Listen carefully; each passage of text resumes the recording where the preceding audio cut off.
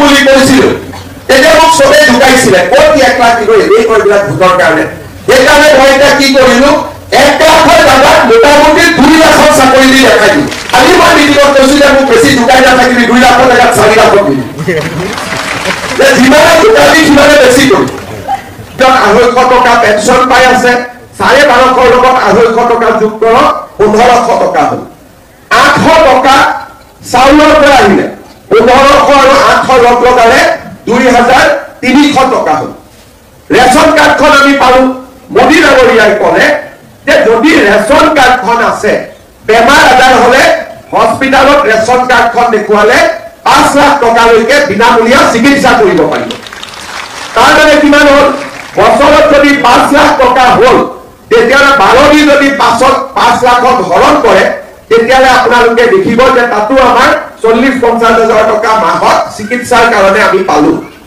ইয়াৰ পিছত আমি আগবাঢ়ি গলো যে ৰেচন কাৰ্ডখন যদি ঘৰত আছে কলেজত যদি কোনোবা ল'ৰা ছোৱালী পঢ়ে ৰেচন কাৰ্ডখন দেখুৱালে বিনামূলীয়াকৈ এডমিশ্যন পাব এটা এডমিশ্যনত কিমান পইচা লাগে 10,000 টকা লাগে দুখীয়া মানুহে 10,000 টকা ক'ৰ পৰা পাব আপোনালোকে যদি বুজি পায় যে কলেজত এডমিশ্যন দিবৰ কাৰণে দুখীয়া মানুহৰ ঘৰত 10,000 টকা নাথাকে কাবাৰ পৰা ধাৰ ল'ব লাগে ধাৰ ল'লে আকৌ 10% সুদো দিব লাগে লগতে তাৰ মানে পঢ়াৰ নামত আমি এডমিশ্যন দিয়াৰ নামত 10,000 টকা লৈ বিপদে পৰিলো কাৰণ মাহত 1,000 টকা এতিয়া সুদ হিচাপত দি থাকিব লাগিলে আমাৰ চৰকাৰে কি কৰিলে যে নহয় আমি ৰেচন কাৰ্ডখন দেখুৱালে বিনামূলীয়াকৈ আমি এডমিশ্যন পাম বিনামূলীয়াকৈ এডমিশ্যন পালো তাৰ লগতে আমাৰ ছোৱালীজনী যদি কলেজত পঢ়িছে হায়াৰ সেকেন্ডাৰী পঢ়িলে ঘৰখনত 1,000 টকা আহিব ডিগ্ৰী পঢ়িলে 1250 টকা আহিব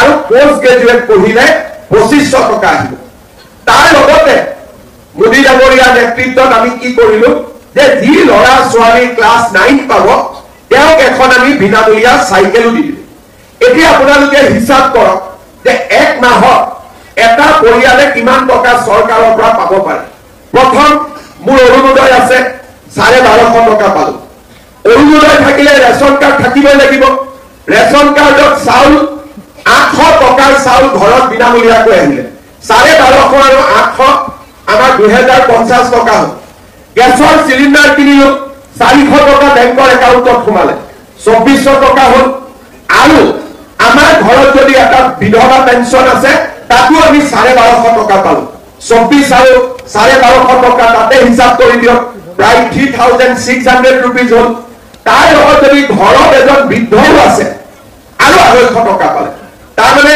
প্ৰায় 4000 টকা পালে বোলে নহয় ঘৰত ছোৱালী এজনী আছে যোনে কলেজত পঢ়ি আছে 1250 টকা আকৌ চৰকাৰৰ পৰা নিযুত মইনা আঁচনি পালে 5200 টকা হ'ল আজি যদি আপোনালোকে চাই যে কংগ্ৰেছৰ দিনত লুঙি ধুতি ফুটা কম্বল আঠুৱা আৰু আমাৰ দিনত এটা পৰিয়ালত যদি অৰুণোদয় পৰিয়াল হয় এই অৰুণোদয় পৰিয়ালটোৱে 5,000 ৰেচন কাৰ্ড আৰু অৰুণোদয় থাকিলে এটা পৰিয়ালে 5,000 5,500 টকালৈকে মাহত আজি সুবিধা পাই আছে মই ঠিকে কৈছো নে নাই এতিয়া আজি যদি হঠাতে ধৰি ললো হঠাতে অৰুণোদয় বন্ধ হৈ গ'ল আমাৰ গুৱাহাটীৰ কিছুমান ৰিপৰ্টাৰে শিকাই থাকে অৰুণোদয় নালাগে বুলি কওঁ যে আমাৰ অৰুণোদয় দৰকাৰ নাই তো 1250 টকা অৰুণোদয় কাটা গ'ল বোলে বিনামূলীয়া চাউল দালি আমাৰ নালাগে তাতো 800 টকা গ'ল এনেকে নালাগে কৰি থাকোতে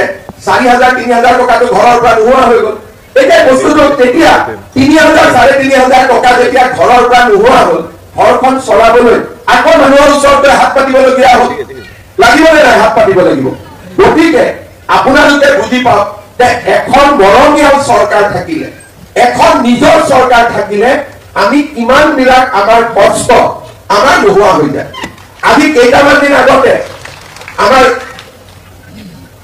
কিছুমান মানুহে মই নাম ক'ব খোজা নাই আমাৰ চৰকাৰৰ বেয়া পোৱা কিছুমান মানুহ আছে তেওঁলোকে টিভিৰ সন্মুখত গৈ চিঞৰিলে আমাক অৰুণোদয় নালাগে মই নালাগে যদি এৰি দিয়ক তেতিয়া লাগে ঠিক আমি দি দিম ইমান মানুহে নোপোৱা গৈ আছে আকৌ কোনেও এৰিও নিদিয়ে বোলে যদি নালাগে ঠিক এৰি দিয়ে তেতিয়া আজি আমাৰ হলত কিমানে অৰুণোদয় পোৱা নাই হাত দাবকচোন চব এতিয়া এৰি দিলে আপোনালোকক দি দিব পাৰো ভাল পাবনে নাই আপোনালোকে লাগিবনে নাই আপোনালোকক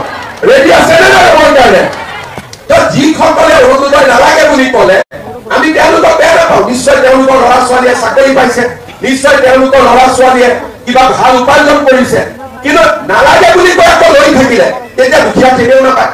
সেইকাৰণে আমি এইবাৰ অৰুণোদয়ত এটা বুটাম দিছো যে যাক নালাগে তেওঁ বুটামটো টিপি দিলে তেওঁৰ ঘৰত অৰুণোদয় বন্ধ হৈ যাব, যাক লাগে তাৰ ঘৰত অৰুণোদয়টো পাই যাব।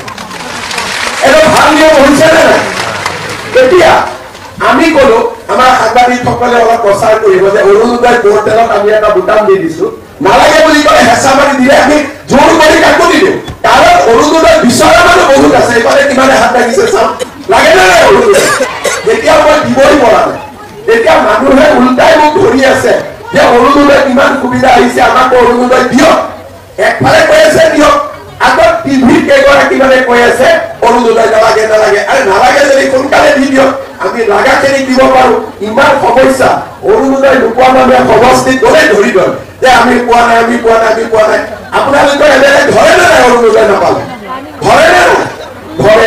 গতিকে যদি সঁচাকৈ কোনোবাই মানুহৰ ঘৰত চাকৰি বাকৰি হৈছে, কাৰণ আমি ল'ৰা ছোৱালীক চাকৰিও দিছো, কালি ৫,৫০০ যুৱক যুৱতীয়ে চাকৰি পালে।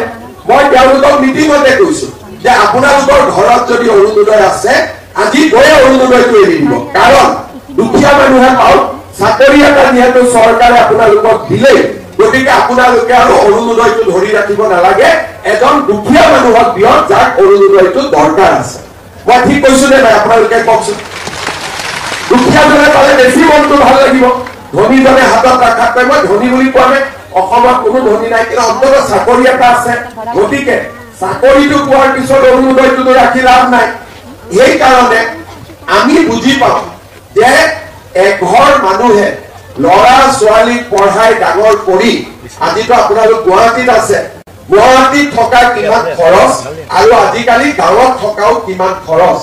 চৰকাৰে যিমানে সহায় কৰে মানুহৰ কাৰণে সিমানেই ভাল, আৰু তেনেকে আমি আজি অসমখন চলাই লৈ গৈ আছো।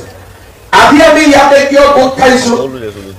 আজি আমি আৰু এটা নতুন আঁচনি ল'ব খুজিছো যে যাক যাক নালাগে তাক আমি কেতিয়াও জোৰ কৰি নিদিওঁ। নালাগে মানুহক কেনেকে জোৰ কৰি দিব? জোৰ কৰিতো দিব নোৱাৰি। যাক লাগে তাৰ কাৰণে এই আঁচনিটো খুব প্ৰয়োজনীয় হব। মোদী ডাঙৰীয়াই আমাক চাউল দিলে, কিন্তু চাউলেদিতো অকলে ভাত খাব নোৱাৰি। যদি আমাৰ ঘৰত ভাত খাব লাগে, আমাক দালিও লাগিব, আমাক নিমখো লাগিব, আমাক চেনিও লাগিব, আমাক তেলো লাগিব, তেতিয়াহে ঘৰখন হ'বগৈ।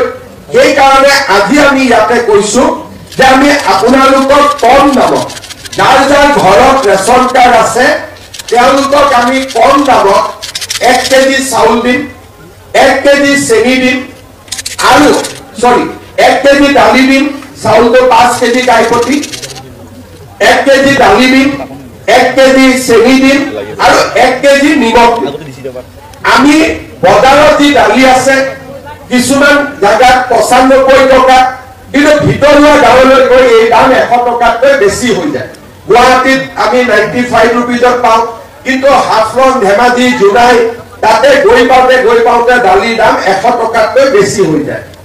এই মাহত আমি আপোনালোকক দালি 69 টকাত দিম, 70 টকাতকৈ 1 টকা কম।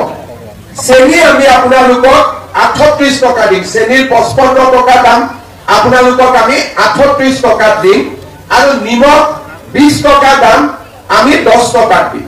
কিন্তু জানুৱাৰী মাহৰ 1 তাৰিখৰ পৰা মই এটা ভাবিছো যে 69 টকা দিলে 1 টকা কোনে ঘূৰাই দিব? দোকানীয়েতো 70 টকাই ৰাখি থব। সেইকাৰণে 1 তাৰিখৰ পৰা আমি কি কৰিম যে 100 টকা দি দিলে 1 কেজি দালিও পাব, 1 কেজি চেনিও পাব, 1 কেজি নিমখো পাব, 3টা বস্তু একেলগে 100 টকাত ঘৰত লৈ আনিব পাৰিম। ভাল হবনে বেয়া হব? অলপ ভাল কৰি কওক, ওপৰতো চাই আছে। ভাল হবনে বেয়া হব? ভাল হব। এতিয়া পেকেটটো এই নৱেম্বৰ আৰু ডিচেম্বৰ মাহত 3টা বস্তু কিনিলে 117 টকা লাগিব, কিন্তু 117 মানে 20 টকাই হৈ যাব। 3 টকা আৰু কোনেও ঘূৰাই নাপাব। যদিও দিব লাগে ধৰি ল'ব, কিন্তু ঘূৰাই আনিবই। মই এনেহে কৈছো নালাগে বুলি, কিন্তু আপোনালোকে আনিবই। তেনে 3 টকা হলে এৰি নিদিব, আৰু 2 টকা হলেও এৰি নিদিব। 2 টকা 1 টকা দি ল'ৰা 2জন চেতা কলেও তাৰ মনটো ভাল লাগে, হয় নে নহয়? গতিকে 10 পইচাৰো মূল্য আছে। এতিয়া এই মাহত আপোনালোকে নৱেম্বৰ আৰু ডিচেম্বৰত